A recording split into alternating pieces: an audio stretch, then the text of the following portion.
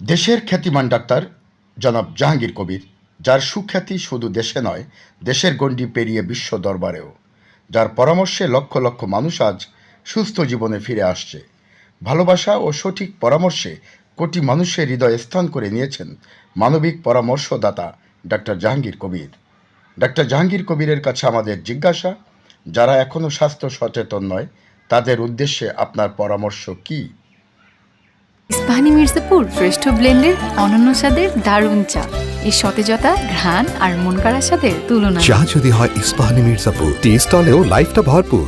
প্রিয় দর্শক, এই যে আমরা সচেতন থাকলে এগুলো থেকে বাঁচতে পারবো। তো সচেতনতার জন্য জ্ঞান জরুরি। তো আমাদেরকে জানতে হবে যে ডায়াবেটিসের রুট কজ কী। তো ডায়াবেটিসের রুট কজটা হচ্ছে যে আমরা কোষে যে ওভারলোড করছি, অর্থাৎ চর্বি জমা করছি কোষের ভিতরে। আমরা অতিরিক্ত খাদ্যাভ্যাস, বেশি খাওয়া, বারবার খাওয়া। এই যে একটু আগে একটা ভিডিও দেখলাম, মানে প্রচুর বুফে খাচ্ছে, সবাই মিলে কাড়াকাড়ি করে খাচ্ছে, হামলে পড়ছে। তো যাই হোক, এই যে প্রচুর খাওয়া, ব্যায়াম না করা, কায়িক শ্রম বা ব্যায়াম এগুলো না করা বা খেলাধুলা না করা, রাত জাগা, টেনশন করা এবং সার্বিকভাবে অনিয়ম জীবনযাপন, ঘুম থেকে দেরি করে উঠছে, মসজিদে যাচ্ছে না নামাজে, তো সার্কাডিয়ান রিদমটা ব্রেকডাউন করছে, আর প্রচুর স্ট্রেস, আর হচ্ছে ডিপ্রেশন। তো সব কিছু মিলে আমাদের এই কোষে ওভারলোড তৈরি হচ্ছে। আর সবচেয়ে বড় কথা হলো আমাদের পেস আছে, পিস নাই, শান্তি নাই।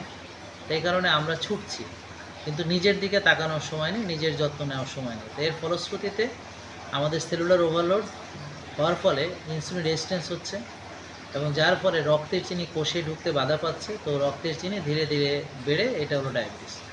তাই রুট কজ জানা থাকলে আমাদের করণীয় আমরা বুঝতে পারবো যে আমার রক্তের চিনি বেশি, তা আমাকে ভাত, রুটি, ফল, দুধ এগুলো বাদ দিয়ে শাকসবজি, মাছ, মাংস, ডিম খেতে হবে, এবং আমাকে ব্যায়াম করতে হবে, রোজা রাখতে হবে, আর্লি ঘুমাতে হবে, ভোরে উঠতে হবে, শ্বাসের ব্যায়াম করতে হবে। এভাবে ধীরে ধীরে আমার সেলুলার ওভারলোড ভালো হয়ে যাবে, ইনফ্লামেশন কমে যাবে এবং ডায়াবেটিসও ভালো হবে। আমরা যদি আগে থেকেই নিয়ম মেনে চলি, খাওয়া দাওয়ার দিকে লক্ষ্য রাখি এবং আমরা পরিমিত আহার গ্রহণ করি, এবং রেগুলার যদি আমরা এক্সারসাইজ করি, এবং আমরা যদি রোদে যাই, ঘাসে হাঁটি, মানে গ্রাউন্ডিং আর্থিং করি, তো এভাবে আমরা একটা সুন্দর ডিসিপ্লিন মেনে আমরা সুস্থ থাকতে পারবো।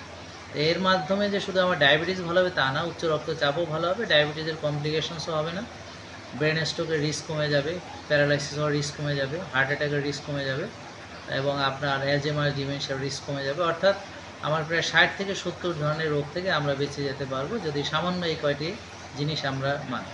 তো যারা এখনও স্বাস্থ্য সচেতন নয় তাদের জন্যে আমার প্রশ্ন, যে আপনার পরিণতি কি আপনি ভেবে দেখেছেন? অর্থাৎ আপনার মতো কিন্তু লক্ষ লক্ষ মানুষ চলাফেরা করছে, অর্থাৎ যারা নিয়ম মানছে না। তো তারা কিন্তু সবাই এখন রোগী হচ্ছে, এবং ঘরে ঘরে সবারই কিন্তু ওষুধ আছে, এবং সবাই আমরা এই ওষুধটা খাচ্ছি। এই জন্য আমি মজা করে বলি, ঘরে ঘরে আমাদের ছোটোখাটো ফার্মেসি, এবং আমরা সবাই একত্রে একযোগে রোগী হচ্ছি। এই জন্যে আমাদের সচেতন হতে হবে। তো সব রোগের রুট কজ জেনে আমাকে সেটা প্রিভেন্ট করার চেষ্টা করতে হবে। আর যদি রোগ হয়েও যায়, আমরা কোষ ওভারলোড যেমন করতে পারি, কোষ আমরা খালিও করতে পারি। সো আমাদের ভালো খাবার, ভালো ব্যায়াম, ভালো